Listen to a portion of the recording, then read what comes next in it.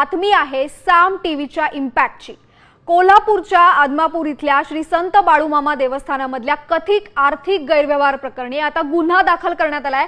60,75,00,000 रुपयांच्या या व्यवहारामध्ये अनियमिततेचे आरोप आहेत। बुदरगड पोलिसांनी देवस्थान शाखेचे निरीक्षक राजेंद्र गडकरी यांच्या तक्रारीवरून ही कारवाई केलेली आहे। तसंच तत्कालीन अधिकारी, सचिव, विश्वस्त, व्यापारी, कंत्राटदार आणि मध्यस्थांविरोधात या संदर्भामध्ये गुन्हा दाखल करण्यात आलेला आहे। या संदर्भामध्ये अधिक माहिती घेऊया आमचे प्रतिनिधी रणजित माजगावकर यांच्याकडून। रणजित, ही अत्यंत मोठी बातमी म्हणायला लागेल, आता देवस्थानाकडून या प्रकरणी गुन्हा दाखल झालेला आहे।